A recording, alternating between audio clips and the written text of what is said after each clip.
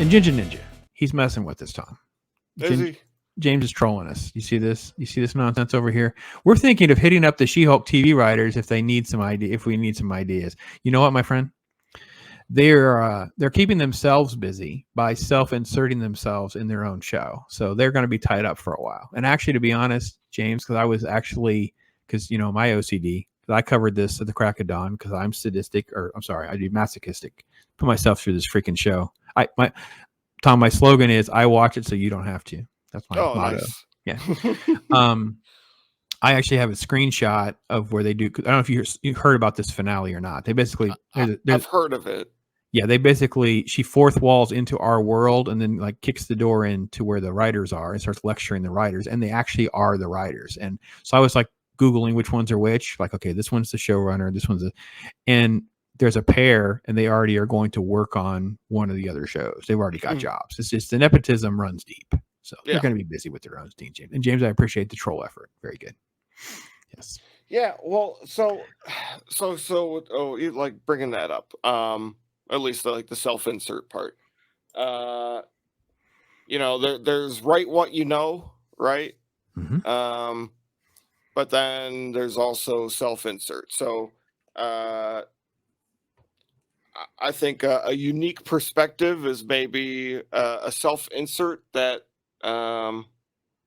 you know isn't perfect. A self-insert that might be down on themselves a little bit. You know, basically just like bad things happen to good characters, right? And that's kind of what we're missing a lot in a lot of stories is you know there's no real stakes or consequences. There you go. Everything's you know end of the world, existential threat. Or no threat at all. Like we watch Andor, which is a prequel show about a dude that dies in a movie. So when he gets attacked in the spaceship, I know he's not going to die. So how much less do I care now? No.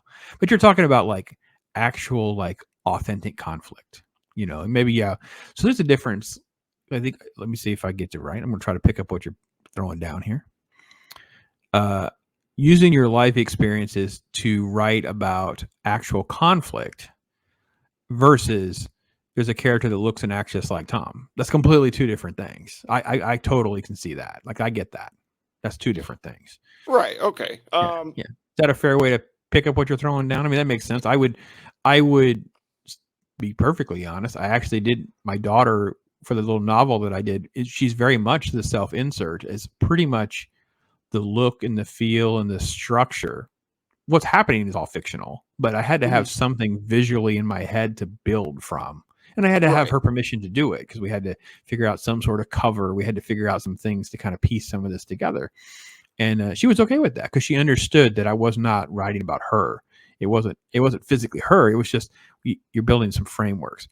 That's crazy different than some of these writers in comic books right now that are just like, you know, I'm going to write about getting drunk at a wedding because that's the only life experience I have. That's just freaking, it's sad.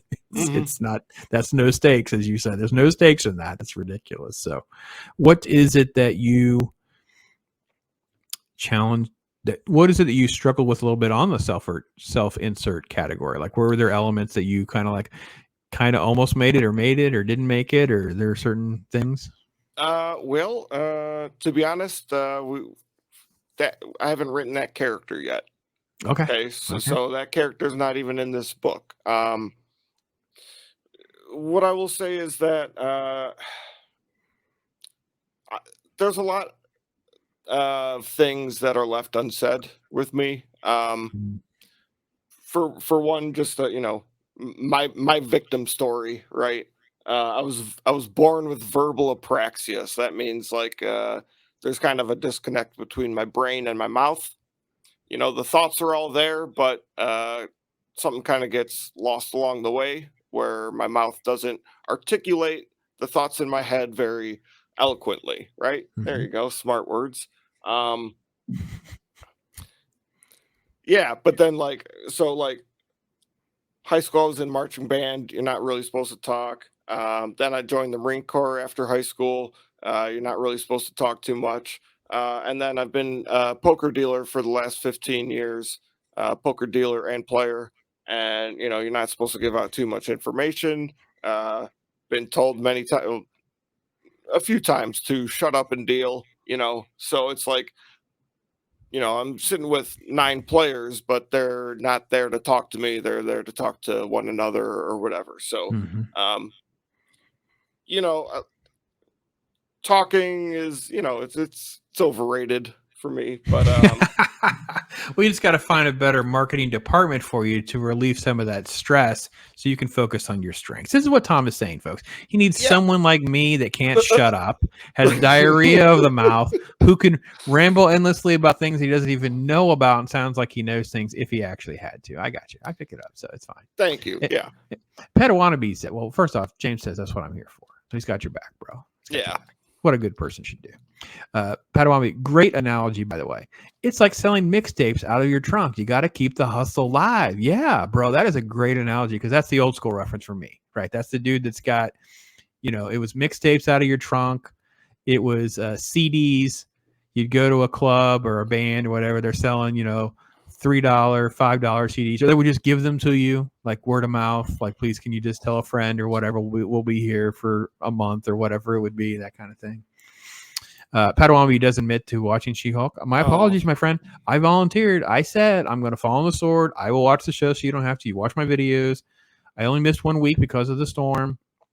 I walk you through pretty much everything.